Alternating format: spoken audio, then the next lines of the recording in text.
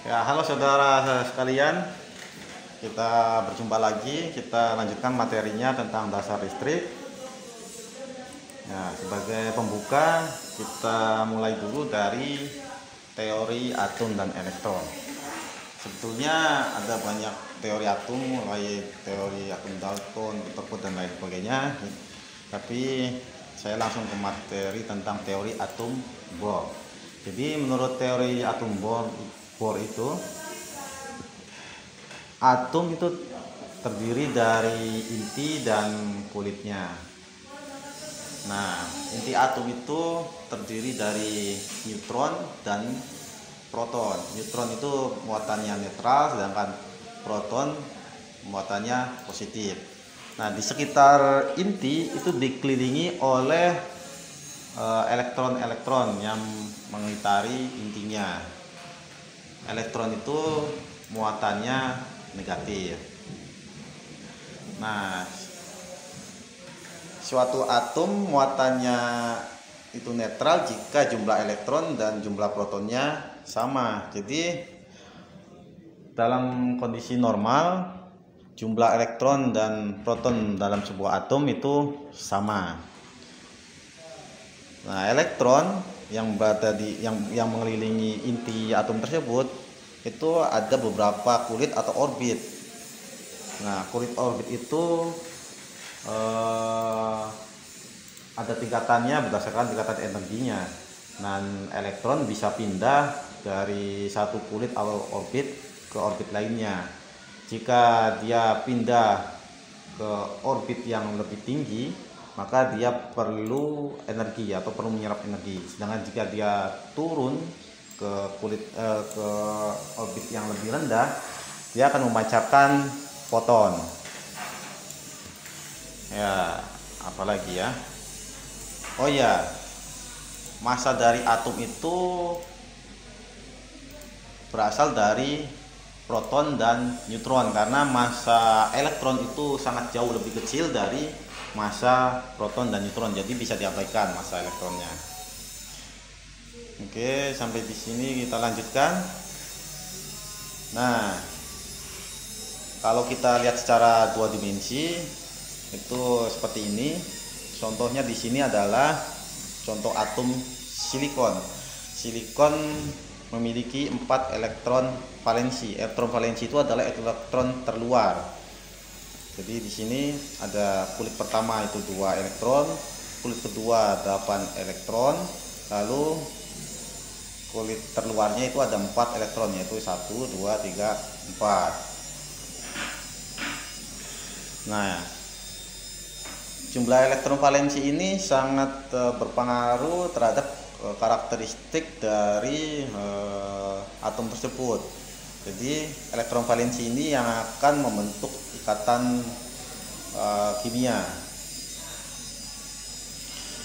Nah, jika elektron valensi dari sebuah atom itu penuh, biasanya kalau penuh itu berjumlah 8, itu sulit untuk membuat ikatan kimia. Tapi kalau belum penuh itu bisa membentuk ikatan kimia dengan atom-atom lainnya atau sejenisnya. Nah, jumlah elektron valensi itu juga menentukan atom tersebut akan masuk ke golongan mana dalam tabel periodik unsur. Selanjutnya, nah, selain tadi tentang pengaruh ikatan valensi terhadap ikatan kimia, elektron valensi juga menentukan sifat elektriknya atau sifat kelistrikannya. Jadi contohnya ini, kalau atom silikon itu punya 4 elektron valensi, itu diklasifikasikan sebagai semikonduktor. Nah, ini nanti saya akan jelaskan apa itu konduktor, isolator, dan semikonduktor berdasarkan jumlah elektron valensi. Yang pertama konduktor dulu. Jadi konduktor itu adalah suatu bahan atau material yang dapat menghantarkan listrik dengan baik. Contohnya adalah tembaga, besi, dan sebagainya. Nah, Kenapa suatu material atau bahan itu bisa bersifat konduktor? Karena pada bahan tersebut pada umumnya memiliki elektron valensi kurang dari 4, biasanya 1 sampai 3. Jadi suatu unsur yang memiliki atomnya itu memiliki elektron valensi 1 sampai 3 biasanya sifatnya sebagai konduktor. Kenapa? Karena di sini elektronnya itu akan lebih mudah terlepas dari kulitnya menjadi elektron bebas. Kalau sudah menjadi elektron bebas, maka dia bisa bergerak dengan mudah dari satu atom ke atom lainnya pindah. Contohnya ini gambar yang ini, gambar metal. Nah, yang merah-merahnya ini, merah-merah itu elektron bebasnya.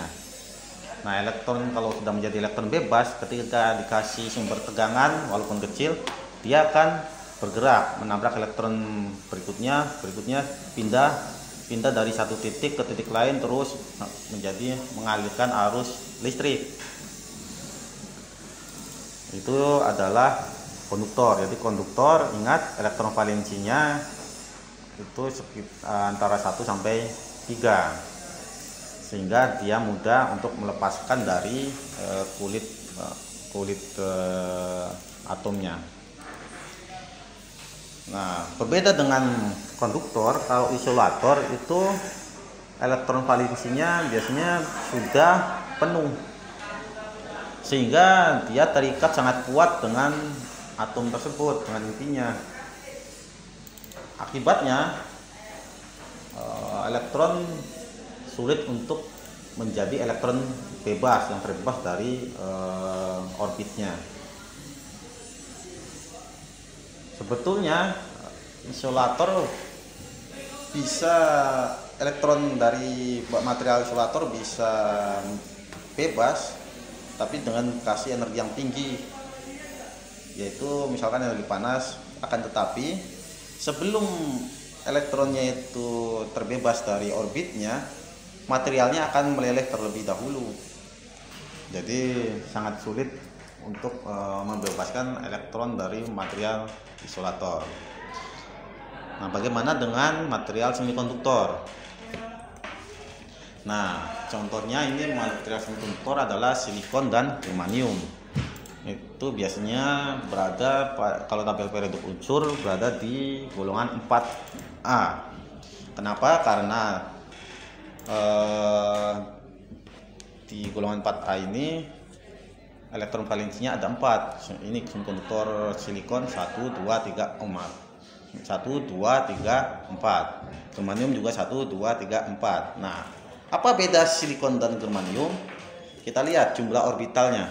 Kalau silikon punya orbitnya 1, 2, 3. Sedangkan germanium 1, 2, 3, 4. Orbit dari germanium lebih banyak. Apa efeknya? Karena orbitnya lebih banyak, jadi jarak antara inti atom dengan elektron valensi yang di luarnya itu lebih jauh. Maka ikatan antara elektron dan intinya pada germanium itu lebih lemah. Oleh karena itu germanium lebih mudah untuk melepaskan elektron valensinya menjadi elektron bebas ketika diberi sumber tegangan listrik. Nah, ini contohnya, contoh di sirkuit listrik. Jadi kalau kita kasih satu daya plus dan min, elektron dari satu daya min itu akan pindah ke silikon dan membuat elektron valensi dari silikon itu menjadi elektron bebas dan mengalirkan elektron menuju ke muatan yang positif. Nah, gambar yang sebelah kanan ini jadi menjelaskan bahwa suatu material unsur itu terdiri dari atom-atom yang tersusun secara periodik. Dan ini adalah atom silikon. Oke, dan ketika diberi tegangan, nah ini elektronnya akan pindah dan menghasilkan hole atau lubang yang kemudian diisi oleh elektron berikutnya sehingga terus-menerus mengalir. Ya, oke, kalau kita bandingkan antara konduktor, semikonduktor dan isolator, kita bisa bandingkan dengan melihat gambar energi gap dari tiap-tiap material tersebut. Yang pertama, kalau saya mulai dari konduktor dulu. Jadi lihat gambar yang C. Kalau kita lihat energi gap antara ekvivalensi dan konduksi band di material konduktor itu saling overlap. Artinya otomatis sudah ada elektron bebas yang siap mengalir atau pindah ketika diberi satu daya atau sumber tegangan. Lalu pada material semikonduktor itu antara konduksi band dan valensi band atau pita konduksi dan pita valensi itu ada gap, dimana energi band gapnya itu tergantung jenis materialnya. Kalau silikon band gapnya itu lebih besar daripada germanium, sehingga silikon perlu sumber tegangan yang lebih besar agar elektron bisa pindah dari pita valensi ke pita konduksi. Jadi di sini elektron yang berada di valensi band itu artinya elektronnya masih berada di orbit valensi. Kalau ingin bebas menjadi elektron bebas, itu perlu energi yang sama besar atau lebih besar dari energi band gapnya. Nah, kalau isolator, terakhir ini isolator, energi band gap antara pita valensi dan pita konduksinya sangat besar, sehingga kalau kita kasih energi itu harus menggunakan energi yang sangat besar. Nah, kalau kita beri energi yang lebih besar daripada energi band gap materi isolator, pada umumnya materi isolator tersebut yang akan rusak atau meleleh karena tidak kuat mendapatkan energi yang lebih besar dari energi band gapnya. Oleh karena itu isolator tidak bisa mengalirkan listrik karena elektronnya tidak menjadi elektron bebas. Oke, sudah jelas ya sampai di sini. Saya akan lanjutkan tentang muatan listrik. Nah, perpindahan elektron itu bisa pindah dari material satu ke material lainnya. Nah, perpindahan elektron itu akan menyebabkan adanya perubahan muatan sebuah atom. Jadi kalau sebuah atom akan bermuatan positif jika elektronnya itu pindah. Sebaliknya, atom tersebut bermuatan negatif jika dia menerima elektron dari atom lainnya. Nah, salah satu cara untuk memberikan muatan itu contohnya dengan menggosok-gosokkan, contohnya penggaris plastik digosok-gosokkan dengan rambut itu adalah proses untuk memindahkan elektron dari rambut ke penggaris tersebut. Nah, kalau sudah pindah maka akan ada listrik statisnya. Nah, kita juga mengenal hukum kekekalan muatan. Jadi, menurut hukum kekekalan muatan, jumlah muatan listrik yang dihasilkan dua benda yang berbeda jenis, itu adalah 0. Jadi, kalau ada elektron yang pindah dari satu atom ke atom lainnya, maka total atom yang pindah itu akan sama dengan atom yang diterima oleh penerimanya. Lalu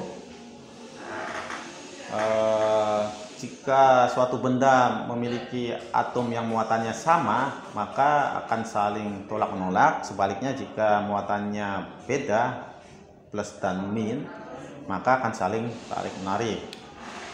Oke, itu adalah pengetahuan yang umum.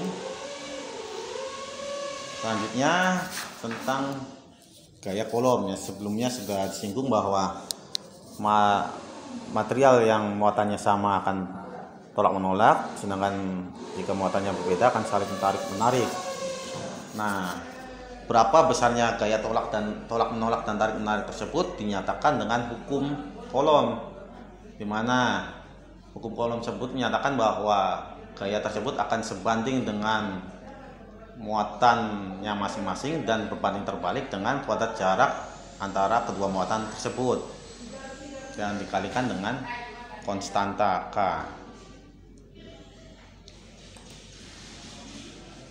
Nah, berkaitan dengan gaya Coulomb, kita akan masuk ke materi medan listrik. Jadi jika ada suatu benda bermuatan listrik, maka di situ akan ada medan listrik yang dipengaruhi oleh gaya listriknya. Atau kalau dinyatakan secara matematik, E sebagai medan listrik itu sama dengan F gaya Coulombnya dibagi Q. Q itu adalah muatan listrik dari benda tersebut. Satuan dari medan listrik adalah Newton per Coulomb.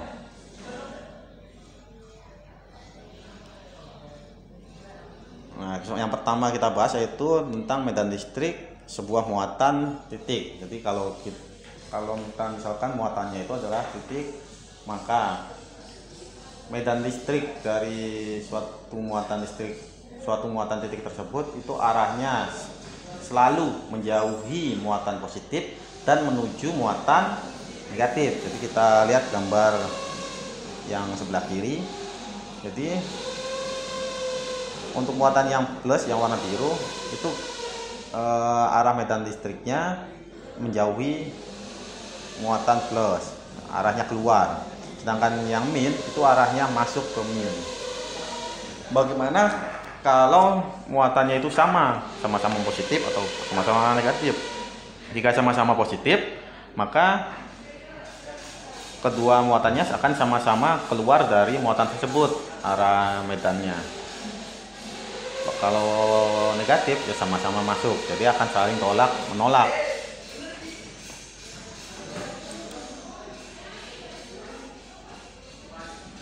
Oke, saya lanjutkan lagi materi tentang muatan titik. Nah, untuk menguji besarnya medan listrik dari muatan titik, kita harus mendapatkan sebuah muatan Q kecil yang besarnya jauh lebih kecil dari muatan yang akan kita tinjau, yaitu Q besar.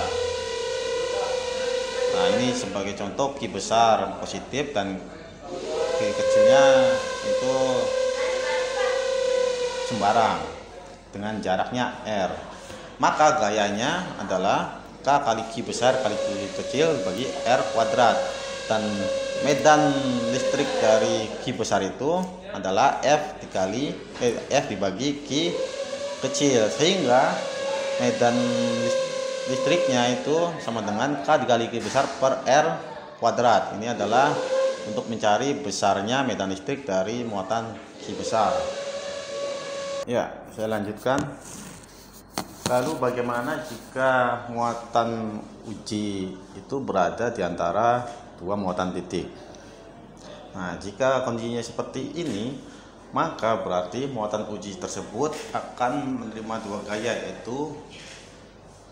menerima dua gaya, sehingga ada dua medan magnet yang bekerja padanya, yaitu E1 untuk muatan medan dari Q1 dan E2 medan dari muatan Q2, dan hasil akhirnya medannya itu adalah penjumlahan dari kedua medan E1 dan E2. Nah, adanya medan listrik di antara dua plat akan mengakibatkan adanya beda potensial atau tegangan antar dua plat tersebut. Ini contoh misalkan plat 1 bermuatan positif, plat 2 bermuatan negatif, maka arah medan keluar dari E1 menuju dari plat 1 yaitu positif menuju ke negatif. Nah, berapa besarnya beda potensialnya? Beda potensial antara dua plat tersebut tergantung dari besarnya medan listrik dan jaraknya. Jadi beda potensialnya V sama dengan E kali R, dimana E nya adalah medan, R nya jarak antara kedua plat, satuannya volt. Nah, E itu sendiri tergantung dari jenis bahannya. Kalau misalkan bahannya adalah udara, maka menggunakan E0, yaitu permitivitas ruang hampa yang besarnya 8,85 kali 10⁻⁻12 kolom per Newton meter persegi. Sedangkan Rho adalah rapan buatan keping, satuannya kolom per meter kuadrat. Nah, di samping itu, beda potensial atau tegangan juga berkaitan dengan energi. Jadi definisi dalam listrik bahwa beda potensial adalah jumlah energi per muatan yang tersedia untuk memindahkan elektron dari satu titik ke titik lainnya. Jadi jika di sini ada plat bermuatan positif lalu ada plat negatif, nah besarnya beda potensial ini adalah jumlah energi W per muatannya. Dan definisi 1 volt sendiri itu adalah beda potensial antara dua titik ketika energi 1 joule itu digunakan untuk memindahkan satu kolom muatan dari satu titik ke titik lainnya. Ya, jadi itu adalah definisi 1 volt. Nah, berapa satu kolom? Satu kolom itu sendiri adalah 6,24 kali 10⁻18 kali muatan elektron. Jadi jika kita hubungkan definisi 1 volt dengan satu kolom, maka 1 volt itu adalah beda potensial yang diberikan ketika energi 1 joule bisa memindahkan sejumlah 6,24 kali 10⁻18 elektron. Ya, cukup besar. Lalu kita lanjutkan. Jadi ketika ada beda potensial, maka bisa mengakibatkan arus listrik jika kita hubungkan beda potensial tersebut dengan kabel yang dirangkai dalam rangkaian tertutup. Nah, contohnya di sini gambar ini ada larutan CuSO4 atau tembaga sulfat yang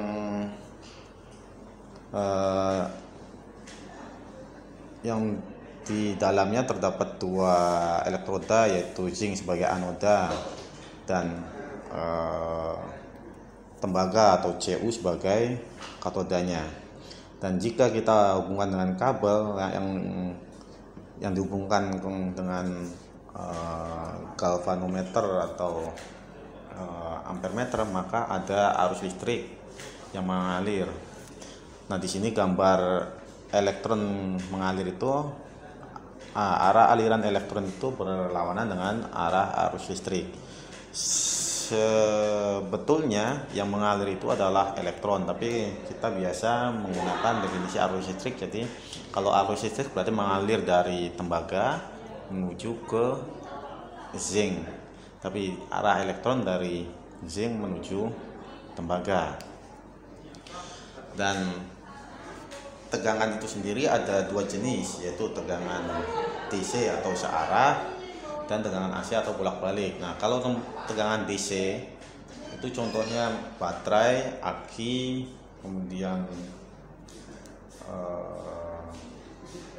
ada adaptor juga, yang itu lambangnya itu ada plus dan minus. Kalau baterai itu yang plusnya itu yang stripnya panjang ini di gambar sini. Sedangkan pada tegangan AC simbolnya itu adalah simbol gelombang sinusoida bulat. Tidak ada tanda plus minusnya karena arus AC itu arusnya bolak-balik. Jadi kalau kita mau ngecek arus AC, kita ada dua kabelnya, ada kabel yang bermuatan dan ada kabel yang netral. Nah, untuk kabel yang bermuatannya ketika kita colokkan dengan test pen itu akan menyala. Ya, selanjutnya adalah arus listrik. Arus listrik itu didefinisikan sebagai besarnya muatan Q yang mengalir melewati suatu penghantar di satu titik dalam satuan waktu atau persatuan waktu, atau secara matematis dituliskan I sama dengan Q per T. Nah, satuan dari arus sendiri adalah ampere, di mana besarnya 1 ampere itu adalah jumlah elektron yang memiliki muatan total 1 kolom bergerak melalui penampang dalam 1 detik. Jadi dalam 1 detik ada muatan 1 kolom, itu adalah definisi 1 ampere. Sedangkan 1 kolom sendiri adalah 6,24 kali 10⁻18 elektron seperti yang sudah saya sebutkan sebelumnya. Jadi definisi 1 ampere itu, jadi kalau kita tinjau ini contohnya, kita misalkan ini adalah kawat penghantar yang kuning ini, dan titik ujinya adalah yang merah ini, maka 1 ampere itu adalah ada 6,24 kali 10⁻18 elektron yang melewati titik merah ini dalam 1 detik. Itu adalah 1 ampere. Nah, selanjutnya ada yang namanya resistansi atau hambatan. Apa itu resistansi? Resistansi adalah kemampuan suatu benda untuk menahan atau menghambat aliran arus listrik. Satuan resistansi adalah ohm, lambangnya itu seperti omega, di mana 1 ohm itu adalah nilai resistansi jika 1 ampere arus mengalir pada konduktor ketika tegangan 1 volt diberikan. Nah, alat atau komponen yang digunakan untuk menghambat arus listrik itu disebut resistor, komponennya namanya. Ini gambar resistor, di mana di resistor itu biasanya ada pita-pita warna. Ini pita-pita warna ini melambangkan besarnya nilai resistansi dari resistor tersebut. Biasanya resistor dibuat dari karbon yang dilapisi oleh coating. Nah, antara tegangan, arus dan resistansi itu ada hubungannya, yaitu dinyatakan dalam hukum Ohm. Jadi pada George-Simon Ohm itu mempelajari tentang hubungan antara tegangan, arus dan hambatan atau nilai resistansi, dan merumuskannya secara matematik dalam bentuk persamaan, yaitu I sama dengan V per R. Jadi besarnya arus itu sebanding dengan tegangan dan berbanding terbalik dengan resistansinya. Jadi jika tegangan semakin besar, maka arus akan semakin besar. Sebaliknya, jika hambatannya besar, maka arus akan mengecil. Oke, nanti hubungan antara VI dan R itu akan kita bahas pada materi selanjutnya lebih detail. Ya, sebelumnya saya sudah menjelaskan teori tentang tegangan, arus, dan hambatan. Nah, agar pemahaman kita lebih mendalam, maka saya akan mempraktekkan apa itu tegangan, arus, dan hambatan. Nah, kita sendiri sudah tahu bahwa ada 2 jenis listrik, yaitu listrik AC dan listrik DC. Listrik AC itu biasanya listrik yang dipasang di rumah kita, sedangkan listrik DC itu listrik yang digunakan untuk peralatan elektronik. Jadi peralatan elektronik itu menggunakan listrik DC, sedangkan untuk instalasi dan distribusi listrik di rumah dan perkantoran itu menggunakan listrik AC. Nah, apa bedanya listrik AC dan DC nanti akan saya tunjukkan. Nah, di sini listrik AC itu menggunakan, contoh ini instalasi rumah, ini listrik AC dari PLN. Kemudian listrik DC yang menggunakan batu baterai, ini baterai juga. Nah, apa sih bedanya listrik AC dan DC? Nanti akan saya perlihatkan. Nah, sebelumnya ini saya gunakan osiloskop untuk melihat gelombang listrik AC dan DC, dan saya gunakan batu baterai nanti sebagai sumber listrik DC. Dan lalu listrik AC-nya saya turunkan tegangannya menggunakan trafo, karena osiloskop ini untuk tegangan rendah, jadi saya turunkan trafonya nanti 3 volt. Oke, sebelumnya saya akan menjelaskan juga beda listrik AC dan DC. Untuk listrik DC itu baterai itu ada tanda plus dan min. Ini yang 9 volt juga ada tanda plus dan min. Sedangkan listrik DC itu ada dua juga. Listrik AC itu juga ada dua, yaitu kabel fase yang bermuatan listrik dan kabel netral yang tidak bermuatan atau mendekati nol muatannya. Nah, untuk listrik AC dan DC kita bisa lihat tandanya plus dan minus. Nah, untuk listrik AC kita menggunakan test pen, lalu kita colokkan di mana yang kabel fase, di mana yang kabel netral. Kalau yang netral itu kita, nah ini nyala lampu test pennya. Jadi berarti yang ini adalah ini nyala, ini adalah bagian kabel yang fase. Lalu ini netral, jadi tidak nyala. Jadi itu cara membedakan yang mana yang netral dan mana yang fase. Oke, saya langsung saja. Ini trafo, ini ada tulisan 0, 3 dan seterusnya. Yang hitam itu dikonekkan dengan yang 0, lalu yang merah 3 volt. Jadi nanti AC-nya 3 volt, saya colokkan ke sumber listrik PLN, lalu ini dihubungkan ke channel 1 dari osiloskop. Sedangkan yang DC ini ada plus dan minus, yang plus ke kabel merah, yang minus yang hitam. Lalu kita nyalakan baterainya. Oke, di sini lihat di osiloskop terlihat yang hijau atau channel 2 itu adalah baterai. Baterai ini listrik DC sehingga lurus, sedangkan yang kuning itu adalah listrik AC 3 volt dari trafo.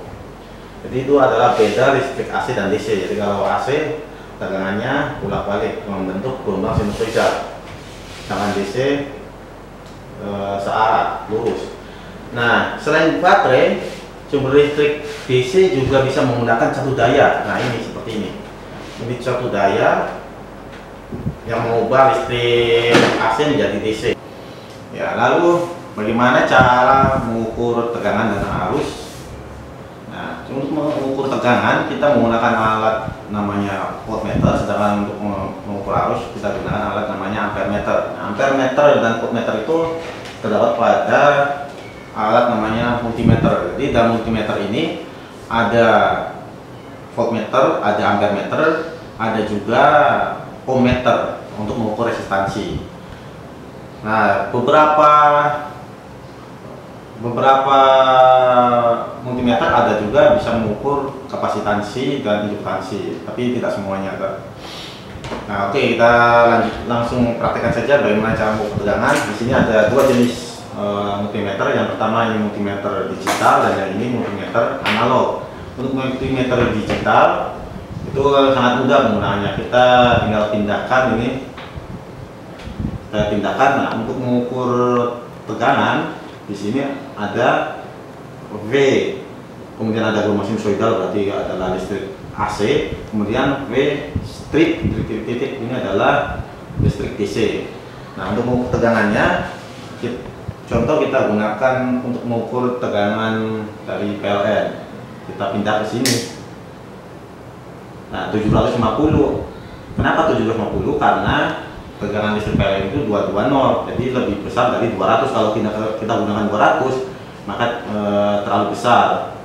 Jadi kita gunakan maksimalnya 750 volt. Nah, cara mengukurnya langsung saja kita colokkan ke colokannya. Nah, ini tertera 201 volt ya. Oke, mudah untuk menggunakan multimeter digital. Tapi untuk menggunakan multimeter analog ada cara khusus. Nah, di sini sama ada DC volt, DCV, DC volt artinya, lalu DCA tadi tegangan arus DC. Kalau ini tegangan DC. Lalu ACV berarti tegangan AC. Ada lambang sinusoidalnya juga. Kemudian ada di sini ohmmeter. Nah, kalau mau ketegangan AC PLN kita gunakan di sini. Nah, di sini ada 50, 250, 750. Kita gunakan 250 karena maksimalnya 220 volt. Kemudian untuk range-nya di sini kita gunakan 250. Nah, di sini ada 0 sampai 250.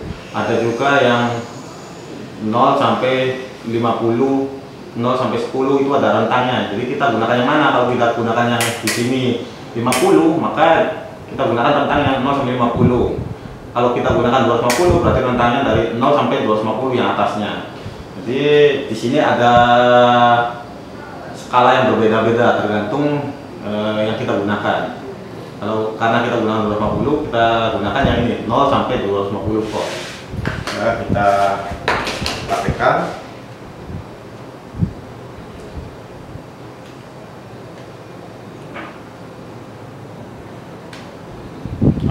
Kenapa? Mbak. Nah, ini kita lihat di sini. Nah, jarumnya itu menyimpang. Tadi menyimpang.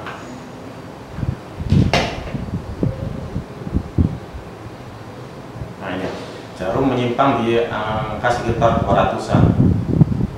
Ya, bisa dilihat ada penyimpangan. Nah, itu berarti tegangannya 200 volt.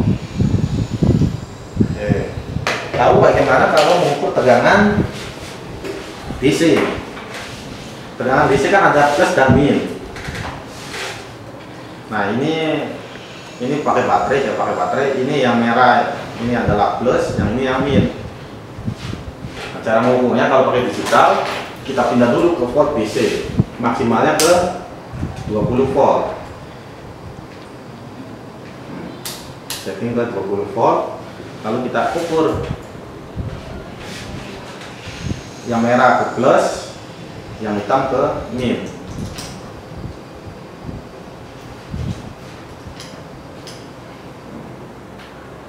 Kita colokkan aja biar mudah.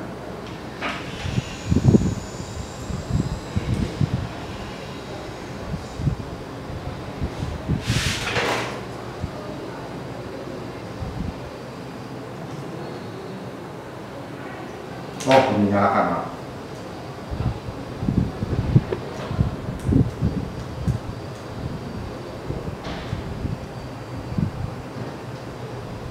Nah, ini 5,04 volt. Ya.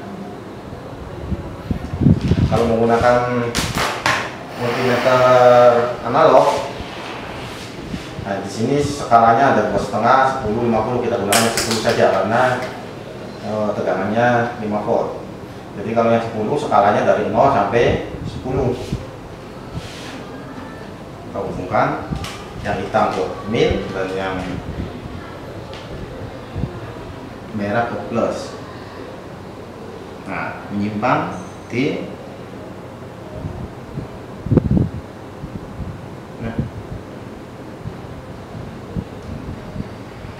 ya, di tengah-tengah di 5 volt. Nah, ini soalnya di tengah-tengah pas di 5 volt kalau 0 sampai 10.